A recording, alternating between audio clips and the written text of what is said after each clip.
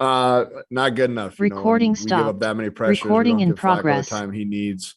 We obviously need to be better. I think we have kind of started to find our way a little bit in the run game. I know at one point, I think going into half, we were averaging 6 yards a carry or something like that. So we just got to keep building on that, and then just make a lot of improvements in the protection side.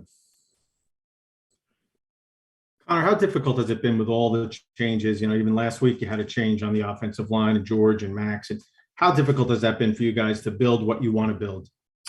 Obviously it'd be really nice to have who you have the starting five from day one to the first game, but that rarely happens in my experience. So it's kind of one of those things you learn to deal with and you grow with.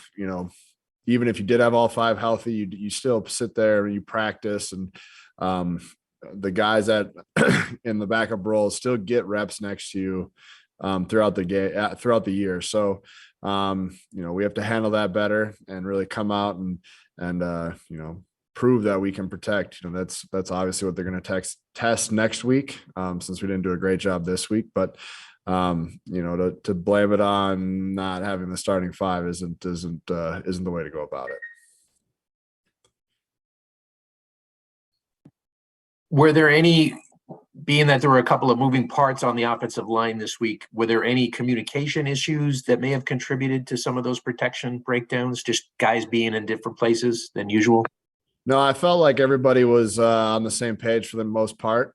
There was never really a case where it was a lack of, someone there was no lack of understanding for the most part. It was, just guys really holding their own. You kind of see it. It's guys, whether they're trying to do too much or something happened and then they get out of their game a little bit.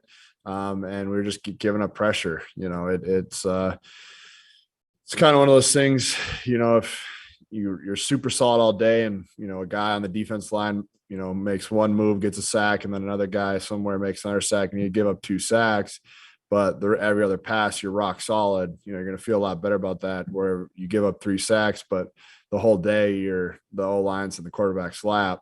You're not going to feel very good about it. So we just got to be more firm and take it on each other. You have to take it on as yourself, and to really, realize it's every guy is. You got one-on-one battles, and it's the kind of the classic Nick Mangold quote: "If you're winning your one-on-one battles, you're going to like the result at the end of the game."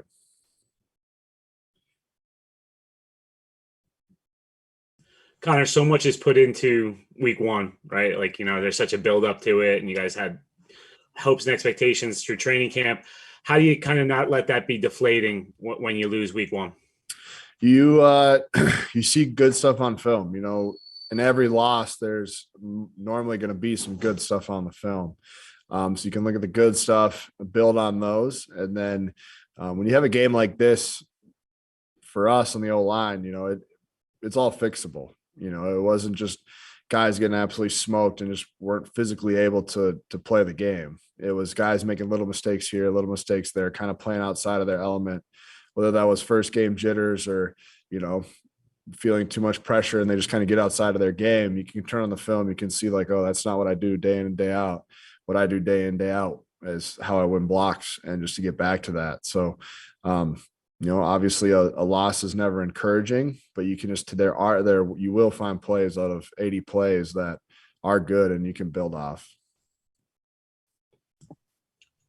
Connor, I don't know if you heard it or not, like the crowd was chanting for Mike White during the latter stages of the game. What can you just say to Joe Flacco after, one game, obviously was under a lot of pressure, as you noted, but about that whole dynamic, crowd chanting for a quarterback change already?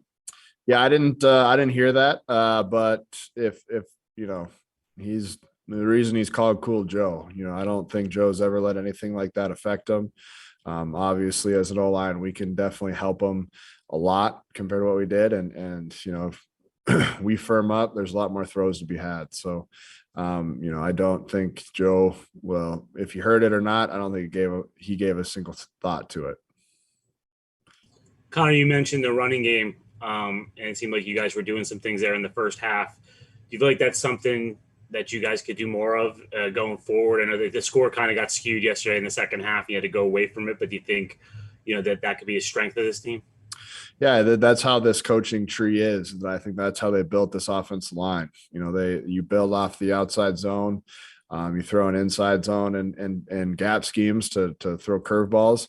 You run play action pass. So everybody knows what this tree is, and that's what we're built to do. It's this system works really well in close games and keeping stuff tight. And once you let the game get out of hand, like we kind of did there in the third quarter, then it's just drop back and you're trying to make do with what you have and get the big chunk plays and score fast and get as many possessions as you can. And, when a D line knows that that's coming, it's a lot harder to protect when they have to, sit there as a run, as a gap scheme, as a play action pass, as a drop back pass.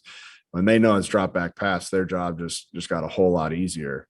And so we, as an offense line, it'd be a lot easier for us to not give up pressure if we're running the ball well and scoring points. So that's another way to not drop back that much is put on ourselves to dominate in the run game so that we don't get put in that situation again.